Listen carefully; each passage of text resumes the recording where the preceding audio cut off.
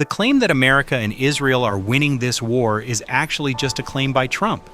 In reality, they are losing. Although their warplanes are continuously destroying bombs and missiles in the sky, all of it seems like an old attempt to intimidate Iran, trying to show that they can do whatever they want and that no power in the world can stand against them. But the reality is a bit different. In this entire game, they have made such a mistake that is now slowly becoming a noose around their own necks, because they once again tried to prove that everything can be controlled by power, and this is exactly where they made their biggest mistake once again. At this moment, if you look from the outside, it may seem like the war has slowed down a bit. The situation appears somewhat calm, but in reality, this is not peace. It is a suppressed fire. America and Israel think they have brought the situation under control. But in reality, they have entered into a situation that has now gone beyond their control, because they started this war to show their dominance. But its impact is no longer limited to Iran. It is gradually spreading across the whole world. The biggest mistake is to view this war only as America and Israel versus Iran. In reality, two wars are happening here at the same time. The first one is what we all see, the war in the sky, where America and Israel are using their technological power and modern weapons to strike Iran. They have weakened Iran's defense and destroyed important targets. From this perspective, it may seem like, yes, they are ahead and they are winning. But in reality, they have not been able to cause much damage to Iran's military forces, because Iran's most important military structures are deep underground.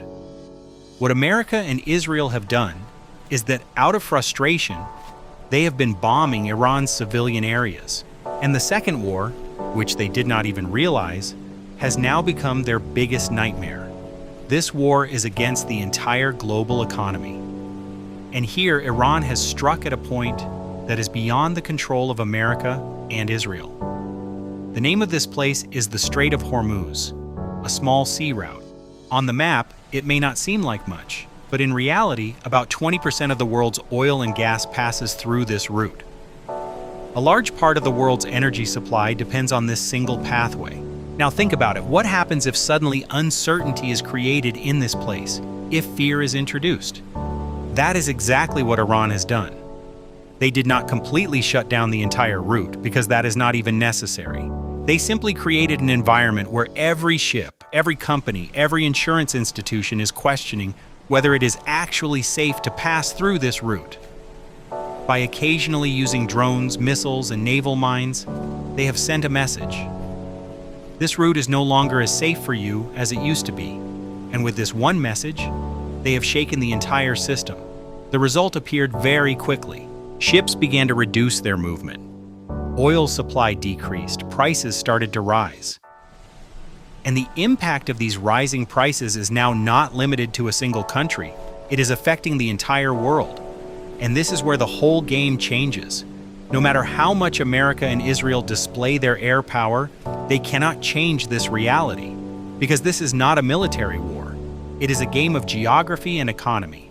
You can destroy a country's cities with bombs, but you cannot erase the importance of an entire sea route.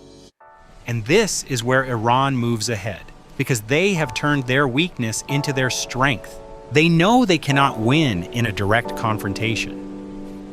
So they have struck at a place that is completely beyond the control of America and Israel. America and Israel have always believed that they can come from the outside and fix everything. But in reality, they have ignited a fire that is now turning back toward them. They thought they would end everything quickly with rapid strikes. But they did not realize that this war would not remain limited to the skies. It would spread into an area that they can no longer easily control. Now the question is very clear. If America and Israel dominate the skies, then Iran will continue to play its game deep underground, through sea routes and within the economy. So who is actually winning this war? The calculations with which America and Israel started this war have now completely collapsed. Now they have three paths ahead, but all three are problematic.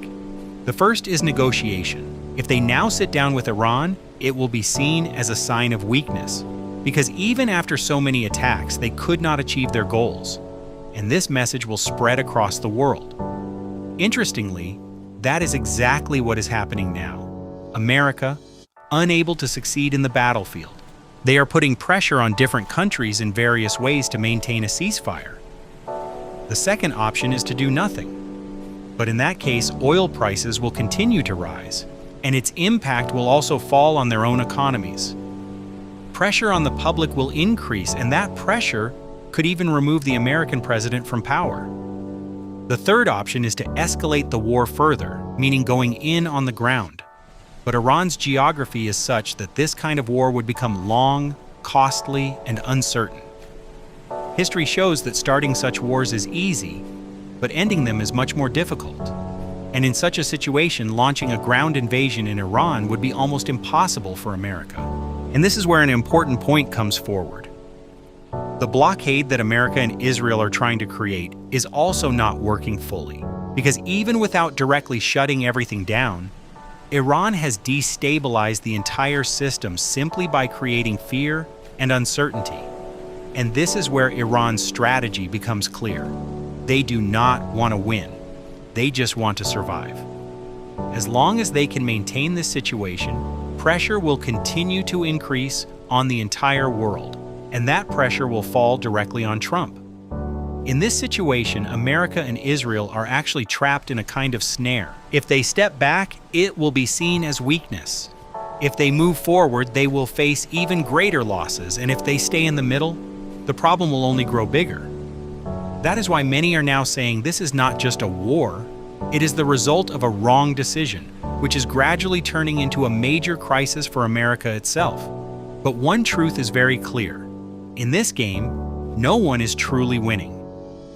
America and Israel are showing strength, but they are not finding a solution. Iran is creating pressure, but they are not free from losses either. And in the middle is the whole world, where ordinary people are paying the highest price.